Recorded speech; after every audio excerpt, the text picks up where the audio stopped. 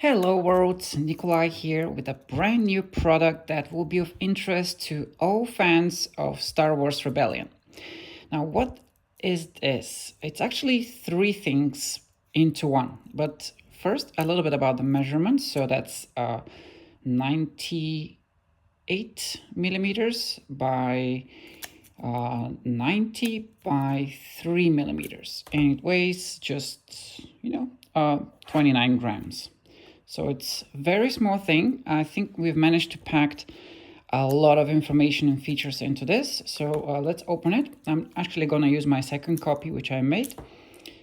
This will be for sale, link in the description. And let's start with the booklet.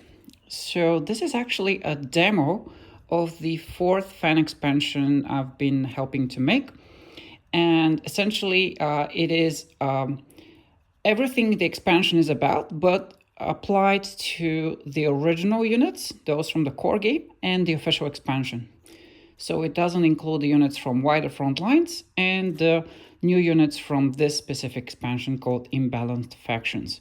So it requires no miniatures, no tokens, no additional cards. You already have everything you need. The only thing you don't is the new board. Okay. So a little bit about installation. Essentially, you are supposed to remove these original boards away and then just use the new one. There are two variants that you can play with. The basic variant is essentially you are having a new version of these boards. It's just in a different format with upgraded visuals and some new additional information provided for each unit from the frequently asked questions or errata documents. So just original boards, but more friendly and a better fit for your table. Now, the interesting part comes in side B. So that's the variant, the second variant, where every unit is upgraded. There's nothing changed about it. There's actually new things added that make it more asymmetrical, more imbalanced, but overall, we still have a balance in a different way. Essentially, I've applied a core philosophy to each faction. So the rebels get to be helpful for each other. They help each other a lot, and they disrupt the efforts of the Empire. While the Empire emphasizes firepower and adding additional units. So those are their core new strengths. And so we have the new battle step here described in detail what happens during combat. If you watched previous videos, you know Imbalanced Factions as an expansion is about allowing you to play the game in a thematic way without advanced tactic cards. Those are extra bonus you can add if you wish, but you can still play without them, and still every unit will feel unique, relevant, and will be completely different from the other side. So those are the new things. Some highlights here is that for the rebels, the leader tactics are different. So for the Empire, they still get to re-roll their dice, but for the rebels, they essentially take the die they wish to change and swap it with another color die, but they still keep the same symbol. So for example, you can exchange black hit for red hit or vice versa, or a direct hit from green die, from black die to one from the green die, so you can free up the black die and use it for something else. Now, the trick here is that you need to have the dice you are taking from, you're taking them from the leader pool. So in order for you to take a die and swap it with something else you have, that die has to be available. So if you have all 13 dice in play, essentially this new ability cannot be used. So very interesting concept. And I've shown it a little bit in the previous video. Apart from that, we basically have some rolling, flipping abilities, re-rolling and flipping for the opponent. But you can read it here, and I've explained it a little bit more in some details. There is a new cool icon here for the tractor beam, which will be used by some of the ships. Here it's fully explained. And yeah, let's dive here. There's some coming soon expansions. The rest that have already been released, they are linked here. You can check them out on Board Game Geek. Okay, so let's dive into this. Is it booklet? What is it? Okay, let's compare it to the original sheets. You can see they look very similar, maybe a little bit shorter, definitely longer. And so we are essentially using what I would call an improved visual language. So for example, for the health, we are no longer doing a square, we're doing an octagon. For new players, it's sometimes difficult to tell which are the dices, which are the health. This should make it a bit easier. And I can target this specific shape with specific effects or icons, knowing it applies only to the health and not the dice, and vice versa. So nothing fancy about here, exactly the same unit, same abilities, just a little bit maybe better looking. Okay, let's go on to the next page. And here, viewing is fine. We look at the level transport. There is now a text there. And the text essentially is a special rule that relates to the rebel transport and some other units in the game. In here, because it's first defined for the rebel transport, I'm using a special icon which will from now on represent this ability. And what it is imagine you being the rebel player, your fighters are gone, and now a whole round of the battle you've only have this rebel transport. If at the end of this combat round you do not retreat, that rebel transport is destroyed. Obviously the rebel transport can retreat and buildings cannot, but if you look at here, we have that same icon. So the same rule will apply to the iron cannon, but obviously it cannot retreat, so it will definitely be more susceptible to this tactic from the Empire. There's a couple more buildings that have this, so we'll get to them when we get to them. And that's what this new language is. We have a description, we have an icon, we've linked the two, and from now on we use the icon. Okay, let's go to the iron cannon. So for the iron cannon, exactly the same ability as before, but we now have an icon to also represent this. So it's the blue background from the space with the red shape of the red die and -2, and this describes completely. So from now on we can use this visual language whenever we wish to describe that you are removing dice from the other side and specific theater, whether space or ground. Okay, nothing fancy about the rest of the pages here, all standard. All right, so this is the medal. Here we have side A, so this will be the essentially just an improvement of the base sheets, just better looking. And here for the shield generator, we do have this icon that stated it will be destroyed if you haven't rolled any dice in that specific combat round. And we have the ability. So now let's move on to the Empire.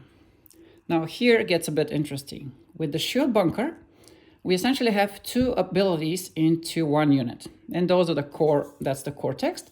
I've only added two icons that will from now on represent these two abilities whenever I need them. That will allow me to free space for the upgraded version of this unit. Okay.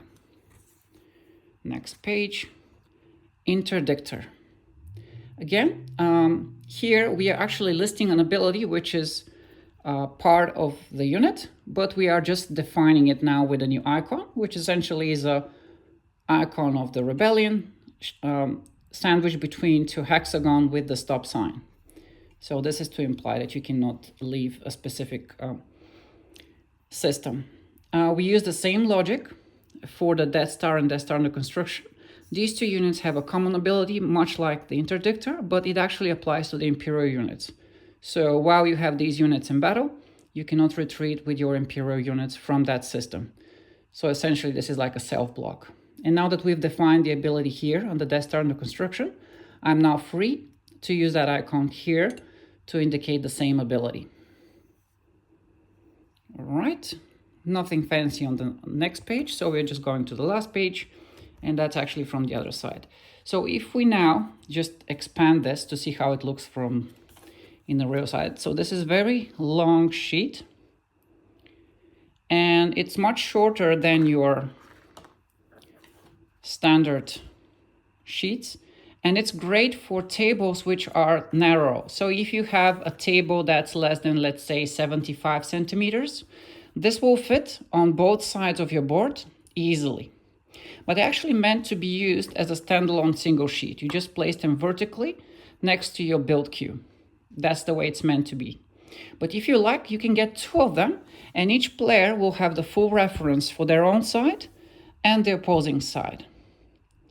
And so these are the new features of this new unit sheet, dedicated to units. There's no cards and nothing else, but you are getting a full reference, even more complete reference, and in an easy format that you can quickly put anywhere. I'm sure this will fit in any organizer.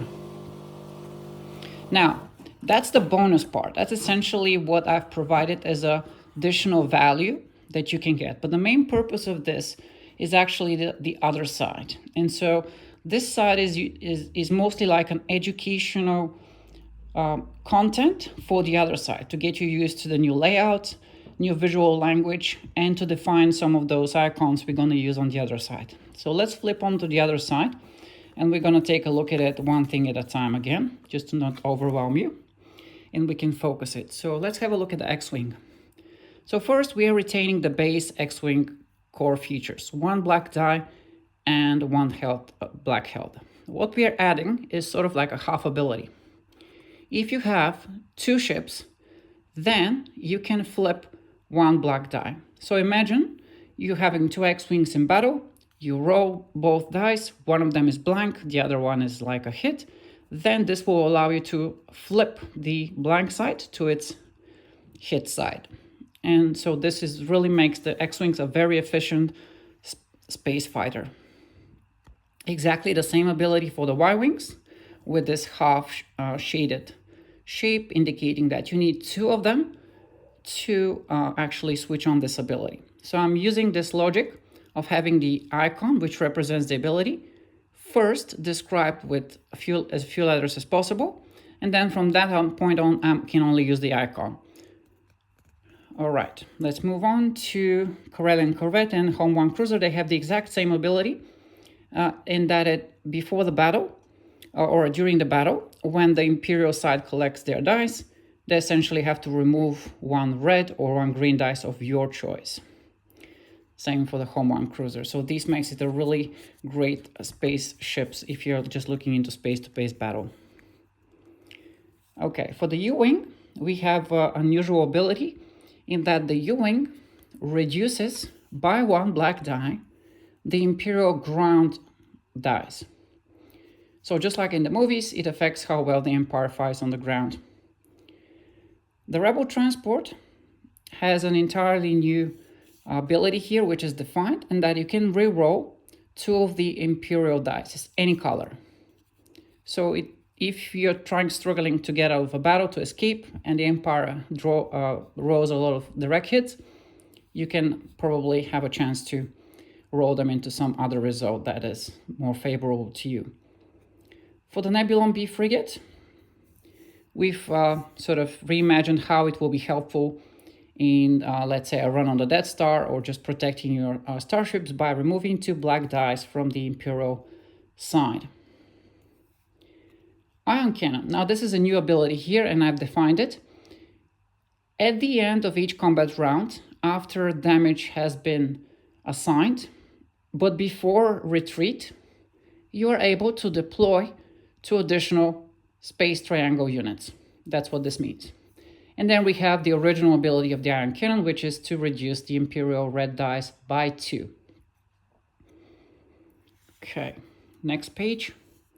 Rebel Trooper. Very similar to the X-Wing and Y-Wing, but I didn't want it to be the same. So in this case, the Rebel Trooper gets to help other units.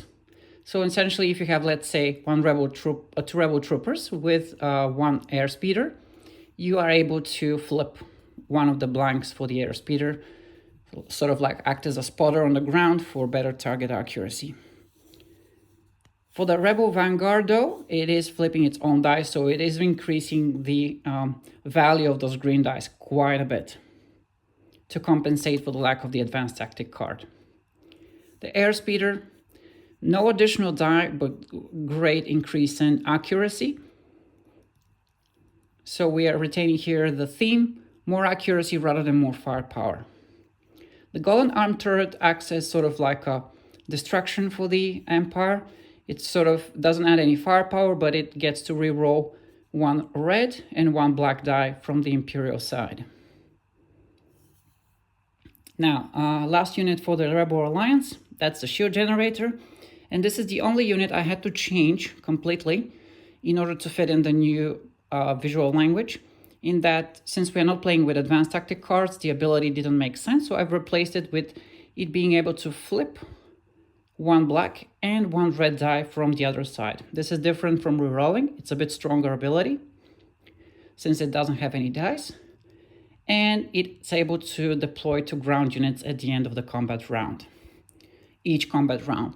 And a little bit more word about this is you are deploying from your Rebel build Q1. So you need to have units there. So let's say you on the first round you deploy units. On the next round, if you don't have units in the build queue, you cannot deploy. So you need to have some units always available on standby. Moving on to the Empire, the Stormtroopers. Here we have a case of more firepower.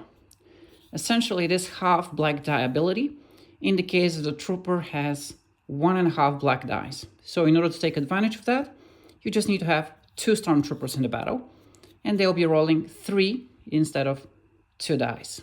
Pretty simple. Okay, a South tank. Now this is very interesting. I'm starting to introduce some new concepts here, like 2 triangles. And that essentially means you can build one tank from, let's say, Kashyyyk, since it has 2 ground triangles there. And the new ability, which is quite strong, is to be able to deploy a whole unit at the end of the first round, if it hasn't been destroyed. It sort of forces the enemy fire on itself to avoid it being able to bring in reinforcements. Shield bunker. Here we are making these icons, which we helped introduce on the previous side. Remember, here we have the small icons. Here exactly the same icons, but quite a bit bigger. The shielding ability for the Death Star and the deployment ability at the end of the round. Now, I really like how this icon turned out. It sort of reminds a little bit about like 2 Star Destroyers, but 2 is the number you can deploy. So, and it has the shape of a hexagon, which is the system shape, so it's very thematic icon. The other ability is to ground new units. And we are also using here the icon from the Rebel Transport, so remember this unit will be destroyed if it doesn't roll any dice at the end of a specific round. Okay, ATST, pretty straightforward. 1 additional die, either black or green, decision of the Imperial player. For the AT-AT, I had to struggle a bit since I really had very little space and I really wanted to have more firepower and be able to deploy units. So I increased the red dice from 2 to 3, and I've added the ability to deploy units at the end of the round. And now the AT-AT takes 2 transport slots instead of 1. TIE Striker, exactly the opposite of the U-Wing, not the same, but the opposite. It does add 1 additional black die for the Imperial ground units. So if you have a ground battle, you will be able to roll 1 additional black die. If you don't have a ground battle, then you cannot use this ability. But it counteracts the deployment of U-Wings in combat. Interdictor, we've now enlarged this icon, so we've captured the full ability from the other side into 1/3 of the space, and it's pretty clear what it is now. And we are now able to use the freed space to add some new ability, which is the strongest ability. Here you are able to reduce the other side dies by 2 of any color. And if you recall, the Mon Calamari Cruiser had a similar ability, but here you're only able to reduce it with green or red dice. And this is much more powerful since you can only also remove the green dice. Death Star under construction. Here we've expanded the icon for preventing Imperial units from escaping. Very clear. The Death Star also is susceptible to the same ability as the Rebel Transport. So here's how I'm reminding it. And now the freed space here we use to define a new ability, which is the Super Laser, since we do not have combat cards anymore. And you can now, as you are applying damage, you can reduce 1 enemy capital ship health to 0. So red, 0, space, pretty clear. Now that we've defined this ability, it's here directly on the Death Star itself, and the Death Star can have one more ability, which is to bring 2 spaceships like fighters into battle at the end of the round. And so with these 2 abilities, the Death Star being able to hit or reduce a rebel capital ship to 0 and be able to deploy new fighters each round if the Imperial player has enough space units on supply, even if they have 2 ion cannons completely nullifying its red die, it's still able to win the battle and essentially makes the whole special condition that are described by FFG sort of irrelevant, and we've able to sort of overcome it. The last sheet is a few basic units here. TIE Fighter, a bit unusual. I struggled to find the correct balance, but I think this is it. So 1/3 of the die is revealed, meaning you need to have 3 units to be able to use this ability. So if you have 3 fighters in the battle, you can roll 2 additional green dice if you have them available in the pool. For the assault carrier, very similar to the card, you're bringing 1 TIE Fighter at the end of the round if it hasn't been destroyed. And the Star Destroyers now look like Star Destroyers. You can add 1 die of any color to the space battle and to the ground battle. And for the Super Star Destroyer, that goes to 2. So pretty versatile, firepower. It now looks like a Star Destroyer. And we have this new icon that I described in the beginning. Here in the booklet, if you remember, I'll just show it again. For the special icon, where essentially we've captured the meaning of the whole tractor beam card into a single icon, so it will be able to be used every turn. And so that's what it is. We have the second side here, a whole expansion or a demo of it. This is a 7-piece sheet. The full expansion will have essentially twice the number of units. So one of these sheets will have either full of Imperial units or full of Rebel units. And I really want to have everybody get one of these, so I'll make it as accessible and as affordable as possible. And I've even prepared a translation file in 13 languages, just so that as many people can test this. I think pretty cool and interesting concept. And even if they don't want to bother with it, they still have a great replacement for their core unit sheets, again made of the same sort of material with satin finish, no reflections, and very compact, fits into any table, and I'm sure you love it. And yeah, I'll have a link in the description to the store to get this. And as far as how it can be stored, it's designed to fit absolutely perfectly in the boxes that I'm making. So thanks for watching, and until the next one.